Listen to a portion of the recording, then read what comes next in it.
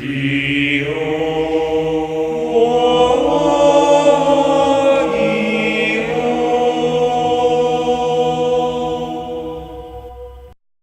morning, YouTube, and today we have an updated Counter Fairy deck profile with the Wave of Light Structure deck. If you want the budgety version, I already posted that video, and this is kind of an updated version of my personal build. Anyway, let's hop right into it. Starting off, we have one Sacred Arknight Parshath. He's really great in the fact that he can be special summoned from the hand or grave upon negating a counter trap and then banishing cards. But he also searches out your new your two new Parshath cards and any other Parshath card that you want to put in here. Well, I only run one because he's recurable and he's pretty cool. Next, I run a playset of Minerva, the Scholar of the Sky. She gains a little bit of attack, which helps out with that weakness. Plus, she lets you add counter traps from your graveyard to your hands. Pretty fantastic. Next, I run a playset of Power Angel Valkyria. She's pretty great. She lets you search for more of your counter fairies. Pretty cool. Next, I run a playset of Guiding Ariadne. Obviously, for negating your cost for your counter fairies is pretty great. I run a playset of Bountiful Artemis because she's always great for draw power. Always been one of the best counter fairies.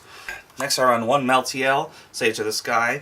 While we don't have Sanctuary in the Sky anymore, we do have the Sanctum of Parshath, which acts just as much, and this gives you more targets for your Ties of the Brethren, plus it's nice spot removal that just really helps with this kind of a deck. I run one Honest because it's searchable, and with card demise in this deck, it makes it less likely for you to be able to keep him at the end of the turn, so I run it at one. A lot of gimmickiness right here. I run one Marshmallow. It's always just been fun because this deck really dies to the battle phase, and so this is kind of a fun little answer until you can get your resources to exploit your opponent's cards. It's kind of fun to have just this. Obviously, you can swap this out for anything. I just like it because it's fun and gimmicky. Next, I run a playset of the Sanctum of the Parshath. It becomes Sanctuary in the Sky field, gives your fairies 300 extra attack and defense. It protects your back row, and once per turn, you can stack your deck with cards in your graveyard. It's pretty darn fantastic. I run a playset of Card Demise because it's really nice to be able to see your cards as quick as possible. This deck really needs consistency, and this is my favorite way of being able to do it. Next, I run a playset of Ties of the Brethren. This just helps you plus off of, because most of your monsters are level 4 fairies, and so this is just great in this kind of a deck. I've run it ever since they released it. It's been fantastic ever since then. Next, I run a playset of Rebirth of Parshath. It's a blanket negation if you have Ancient Sanctuary of the Sky on the field, and it special summons a Parshath card from your deck or your extra deck, which is kind of where we become this guy here. I'll explain a little bit later. And then it shuffles it back into the deck rather than destroying it. I run a playset of Divine Punishment. Again, just blanket, just destruction. If you have Ancient Sanctuary in the Sky on the field or this new spell card. I run a playset of Ultimate Providence. This is the exact same thing as Divine Punishment, except it requires you to discard a card of the same type to negate it. But, of course, with Guiding Ariadne, you negate that effect, and so it makes it pretty fantastic. I run a playset of Solemn Strikes, more monster effect negation and special summon negation, also with the Solemn Warning. Just run the full Solemn Brigade because you get pluses off of your counter traps and you can recur these. It's kind of nice.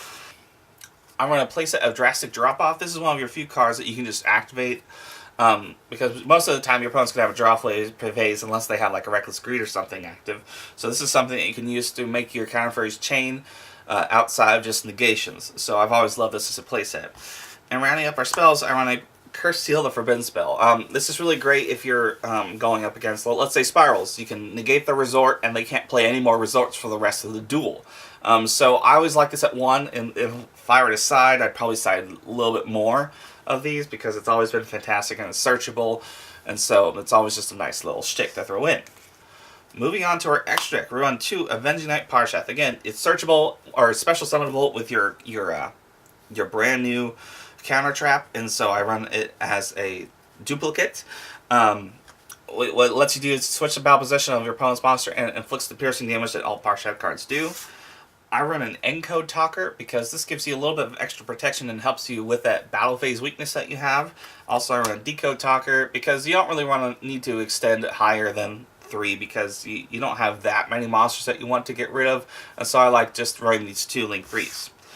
Next, you can run any amalgamation of rank 4s. I just choose to run this because the Sanctum of Parshath is hopefully going to be on your field. I run a Heartland Draco. A duplicate of Gaga Cowboy. Yes, Gaga Cowboy isn't nearly as good as it once used to be, and I probably shouldn't be running 2. but it's kind of fun and gimmicky, and sometimes you just actually need it. One Tornado Dragon, since you don't have your Luster anymore in this deck, or since I don't, you can use this to pop your Guiding Ariadne and do your searches. One Dark Rebellion Siege Dragon, for just the extra damage. Ragnar Zero, Gaga Samurai, Castell, number 101. These next three, I have Utopia, the full Lightning, Utopia Prime, Utopia, and Utopia Lightning. But these are just three that I have because I'm letting a friend borrow them. Just 101, Minerva, and Crazy Box is just kind of a fun little thing. And that's going to round up my personal build of counter fairies. This is definitely a deck that you have so many different options for, because there's a lot of counter traps out there. And then there's, with the new structure deck, you got a lot more support. And so you can make this any way you want to. This is my personal take. I hope you can gather a few things from this, and I hope you have a great day. Thanks.